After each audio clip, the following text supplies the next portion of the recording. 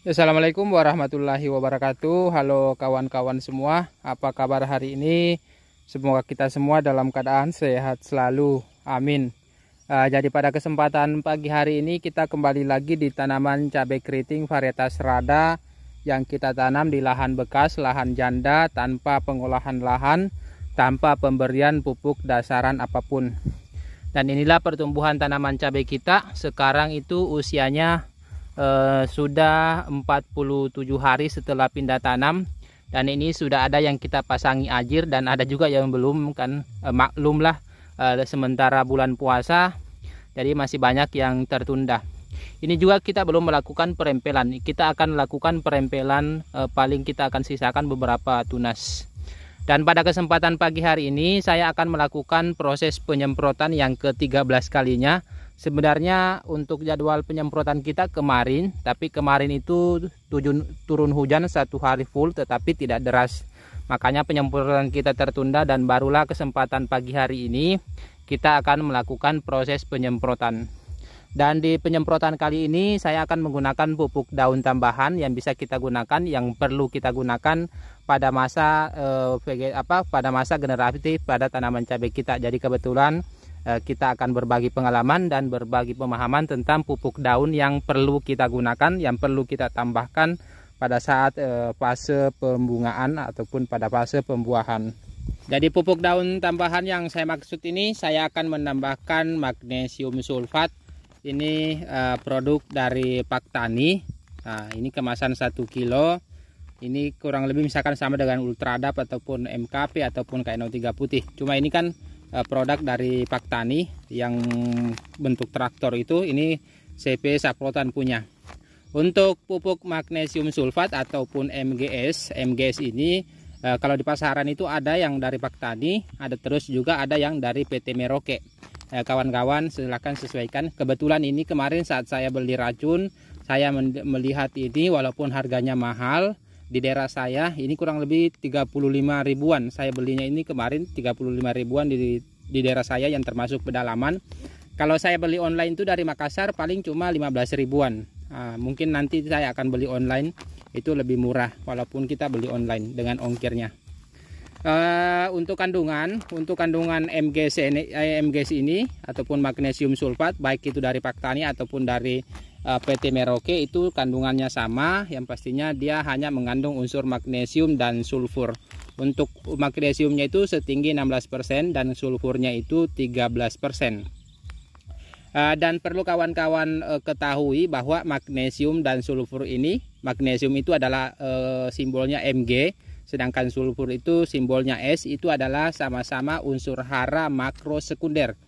Jadi kalau misalkan untuk unsur hara makro sekunder itu ada 3 macam, ada kalsium, ada magnesium dan sulfur.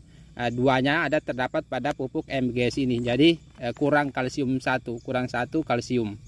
Dan untuk unsur hara makro sekunder itu kan termasuk unsur hara makro.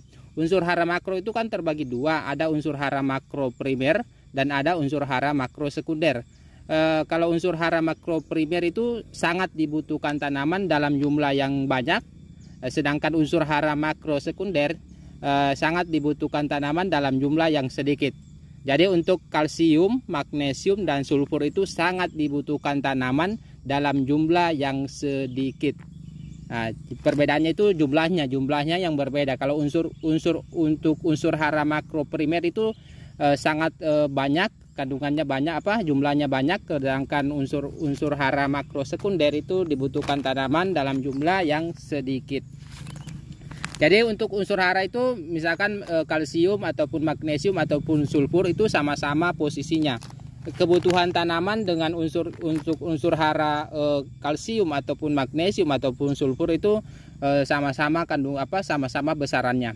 Yang pastinya untuk unsur kalsium, magnesium ataupun sulfur itu sebenarnya dibutuhkan tanaman baik itu fase pertumbuhan, fase pembungaan dan fase pembuahan. Jadi sama-sama mulai dari awal tanam dibutuhkan tanaman sampai masa generatif. Tetapi kalau misalkan berbicara secara spesifiknya, Nah, itu untuk kebutuhan kalsium itu lebih dibutuhkan tanaman di masa pembuahan, pembungaan dan pembuahan. Sedangkan magnesium itu kurang lebih sama masa pertumbuhan sampai masa generatif. Tetapi sedikit lebih dibutuhkan tanaman di masa generatif ataupun masa pembuahan dan pembungaannya.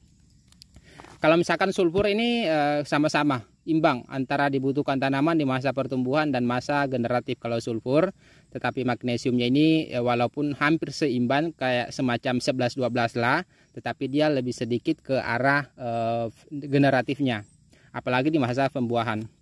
Dan untuk fungsinya itu kalsium, magnesium dan sulfur sih sebenarnya kurang lebih sama. Dia membantu dalam proses penyerapan unsur hara. Terus yang kedua dalam metabolisme tanaman. Metabolisme itu sejenis pencernaan ataupun proses perombakan makanan bagi tanaman. Metabolisme transportasi. Kalau misalkan metabolisme itu dia semacam mengalirkan air ataupun mengalirkan unsur hara dari akar ke batang ke daun, ya, sehingga daun itu bisa berproses berfotosintesis. Itulah sejenis metabolisme. Terus untuk magnesium ini dia juga kurang lebih sama dengan kalsium, misalkan menguatkan tanaman, menguatkan jaringan tanaman. Terus yang kedua menyehatkan tanaman agar tanaman cabai kita tidak rentan terkena penyakit. Terus yang kedua mencegah kerontokan bunga dan buah. Kurang lebih sama dengan kalsium, tetapi sebenarnya kalsium lebih utama, lebih diunggulkan untuk mencegah kerontokan bunga dan buah. Tetapi tidak masalah juga magnesium ini bisa menggantikan fungsi dari kalsium untuk menjaga kerontokan bunga dan buah. Kalau sulfur sih kurang lebih umum, dia lebih penyerapan metabolisme, terus pengembangan jaringan tanaman, yang pastinya dia menjaga kesehatan tanaman juga, yang pastinya untuk unsur hara makro sekunder itu ya dibutuhkan tanaman dalam jumlah yang sedikit lah. Sangat dibutuhkan tanaman dalam jumlah yang sedikit. Mungkin kurang lebih seperti itulah. Dan untuk dosisnya ini MGS-nya ini saya gunakan 2 sendok makan karena ini saya gunakan pupuk daun tunggal. Saya tidak menambahkan pupuk daun lain. Makanya kita gunakan 2 sendok makan. Jadi untuk pupuk daunnya itu kita rolling dengan profit merah dan mungkin nanti MKP. Terus untuk insektisidanya saya menggunakan insektisida Bestindo. Ini bahan aktifnya metomil, saya gunakan 1 sendok makan penuh. Ini untuk mengatasi hama ulat.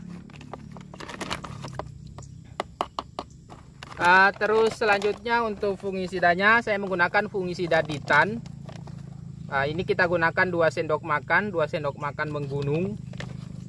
Nah, seperti ini sendok makannya. Nah, ini fungsi bahan aktifnya Mancozeb itu untuk mengatasi berbagai macam jenis penyakit, apalagi pada musim hujan.